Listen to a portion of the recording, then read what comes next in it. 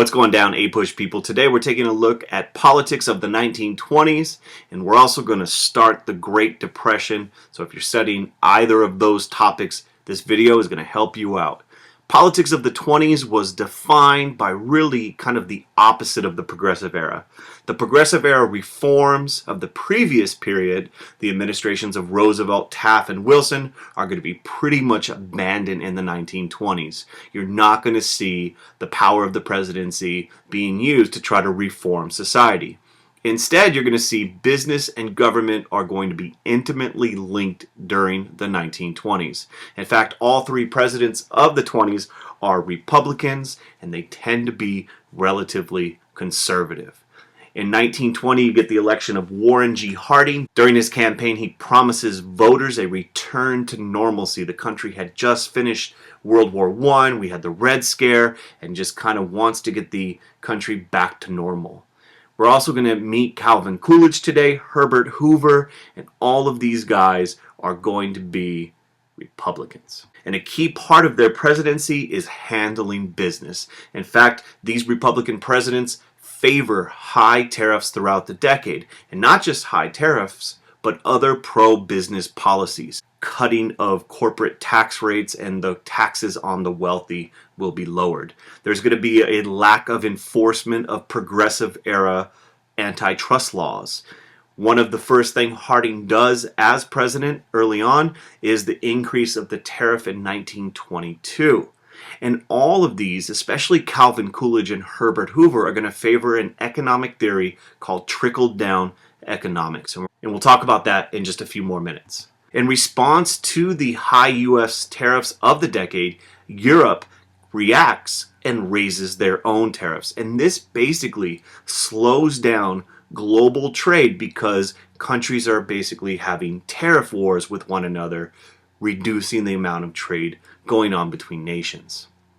This close relationship with business led to some scandals and corruption, and most famously under the administration of Warren G. Harding. The Teapot Dome scandal occurs under Harding, and his Secretary of the Interior, Albert Fall, accepted bribes in exchange for leasing government land to oil companies. So he's profiting by giving away government land to these oil companies. Unfortunately for Warren G. Harding, his administration was plagued with a lot of corruption, even though he himself was not corrupt, and in August of 1923, he dies while in office, and Calvin Coolidge becomes president. Quick little story about Calvin Coolidge. His nickname was Silent Cal. One person came up to him once and said, "Mr. Coolidge, I've made a bet against a fellow who said it was impossible to get more than 2 words out of you." And Coolidge replied, "You lose." Get it? 2 words. Quick rundown of Calvin Coolidge and Herbert Hoover. Calvin Coolidge continued the pro-business policies of Harding. In fact, one of the most remarkable things about Coolidge is that campaign sign. Not much else is happening under Coolidge. His famous quote, "The business of America is business." He also is the guy who signs the National Quota Act of 1924, which keeps out immigrants from Southern and Eastern Europe. He easily wins the election of 1924. However, you'll notice in the green, there is a third party. Robert Lafayette runs as a Progressive Party candidate, and he does surprisingly well, especially amongst farmers and workers. So there is some frustration from voters over these conservative economic times. Coolidge will not run again in 1928, choosing to step aside. But it's important you keep in mind that the decade of the Roaring '20s did not roar economically for all groups, especially when it comes to farmers and unions. In fact, union membership declined throughout the 1920s. Workers' wages did rise, but union membership declines. And really, this is a result of many companies favoring an open shop, which means jobs are open to non-union workers. There was a general anti-union sentiment throughout the 1920s. Events such as the Red Scare, the Palmer raids had turned public opinion further against labor unions. Some companies practiced what was known as welfare capitalism, where they were voluntarily offering higher wages and benefits in the hopes that this would reduce the interest of workers in joining a union. Henry Ford famously used this approach. Farmers are also having a difficult time, especially once World War I ends, because following World War I, there was less demand for crops from not only domestic markets, but also international markets. The farmers were growing a huge amount of stuff during the war, taking out loans to increase production, and when the war ends, that demand shrinks. Advances in technology also caused problems for farmers because as technology became more efficient, this led to a huge increase in production, and if you have too much supply, it leads to lower prices. And farmers throughout the decade are going to be deeply in debt as a result. Hoover is a key figure in the 1920s. He runs in the election of 1928 as Calvin Coolidge steps aside. The Republican Party nominates Hoover. If you recall, he was the guy during World War I. He ran the U.S. Food Administration, and he served under not only the administrations of Wilson, but also Harding and Coolidge. He runs against a Democrat from New York, the governor of New York, Alfred Smith, and Smith had a few things going against him. One was his religion. His religion plays a role in the campaign, and in this cartoon you can see that people are afraid that the Pope would have some sort of influence over American politics. So there was open prejudice during the campaign amongst some Protestants because of Alfred Smith's religion. Smith also opposed prohibition, which made him popular amongst immigrants, but also people in urban areas, but it did not matter because in 1928, Hoover easily wins the presidency. Another important thing to keep in mind in the 1920s is international affairs, and there's this perception that the United States, because we said no, we rejected the League of Nations, that somehow we were completely isolationist. And this is not entirely true. In the 1920s, the U.S. does not entirely withdraw from world affairs. Many people in America were disillusioned with World War I. It seemed like a pointless war, but America is still going to pursue American interests in the world where they see fit. One of the most significant kind of foreign policy events of the 1920s is the Washington Naval Arms Conference in 1921, and this agreement between different nations was calling for the reduction of naval battleships in the world. And there's two goals here. One, to promote peace, especially in the Pacific, in Asia, but also there's a need, or a desire rather, to reduce defense spending, especially amongst conservative Republican presidents. There's a series of treaties. There's the 5-Power Treaty, the 4-Power Treaty, and the 9-Power Treaty. You can hit pause and kind of read what they do, but just know they all come out of this Naval Arms Conference. The Kellogg-Briand Pact is kind of one of these silly things that gets agreed upon in 1928. And basically what this is many nations sign this agreement which outlaws war. However, there's some problems here. One, you can't really enforce it. And two, it allowed for defensive wars. So the chances of this thing actually working are not very good. One of the key things America does do when it comes to foreign policy in the 1920s is in the area of international finance. Following World War I, the U.S. becomes a creditor nation for the first time in our history. We loan large amounts of money to European countries that are recovering from World War I. Previously, we're a debtor nation. Now we're loaning out the money. However, European nations were slow to recover from World War I and to repay the war debts to the United States. And this really causes deep concern in the U.S. and it is further complicated by the fact that high tariffs weakened and slowed down international trade. Germany could not pay its war reparations to France and England. Germany was bankrupt and inflation was a major problem, which further hurt the international economic situation. And so under U.S. leadership, the Dawes Plan was developed in 1924. And this plan adjusted German reparations payments. And here's what it did.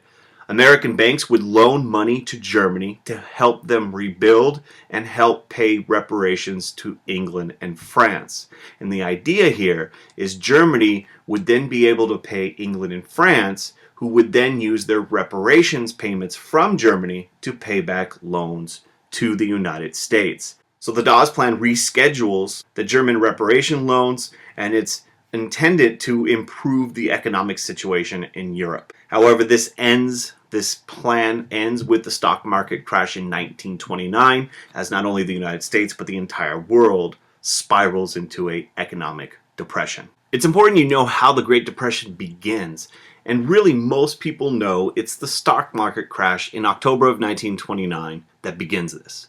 What was happening is there was tremendous speculation in the prices of stocks.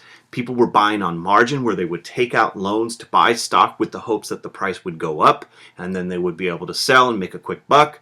However, what happens is on October 29th, 1929, Black Tuesday, over 16 million shares of stock are sold and the price of stock plummets. This is really the start of the Great Depression. Important to note, this is an economic collapse in both the US and abroad. Massive unemployment is going to take place by 1933. 25% of the nation is unemployed. Thousands of banks fail. Following this stock market crash, people's savings literally vanishes. Foreclosures of homes and farms become quite common, and it's only with the help of soup kitchens and bread lines that people get any sense of relief at all. In fact, many people lived in shanty towns that they nicknamed hoovervilles once they lost their home and farm. However, it's not just the stock market that causes this Great Depression.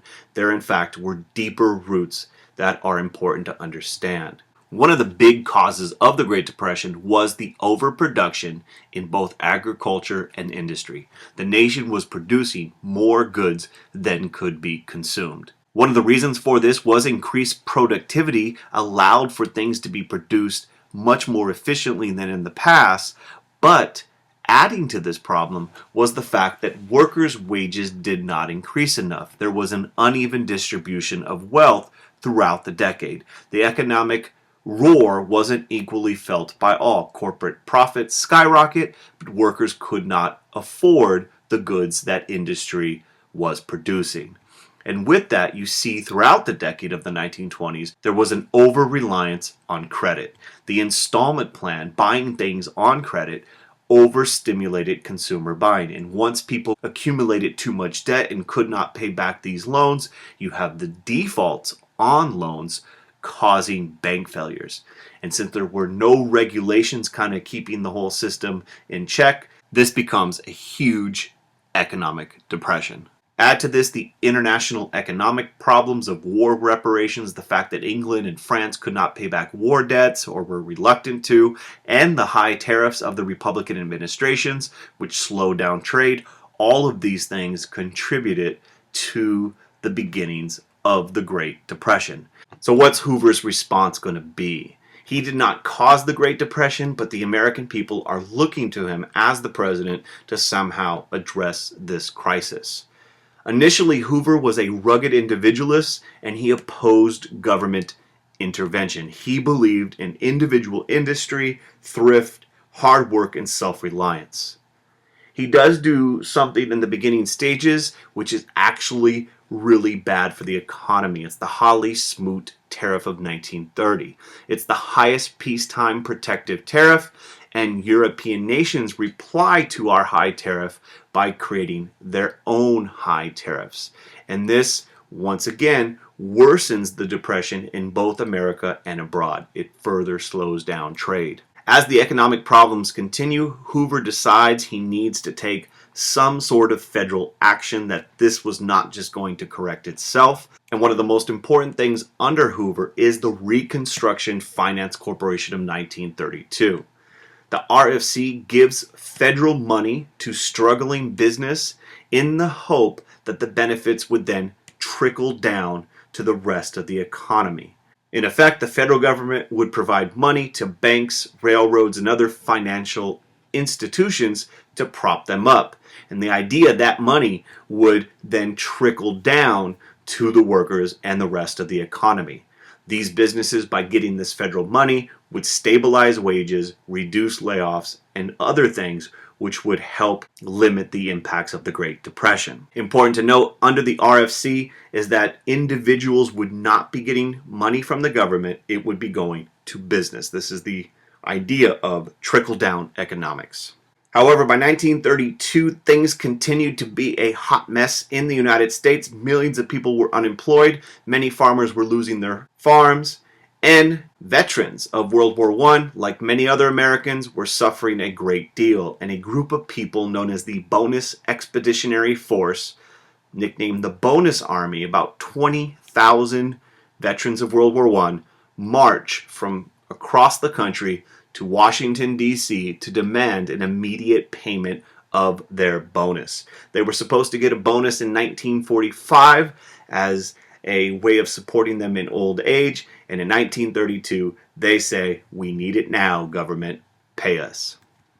They set up temporary housing around D.C. known as hoovervilles, named after the president who many people blamed, and after some time Hoover sends the army in to clear out the veterans, to get rid of them. He did not think it would go down as aggressively as it did, but basically Hoover, led by a guy by the name of Douglas MacArthur, will break up the hoovervilles and force the veterans to go home.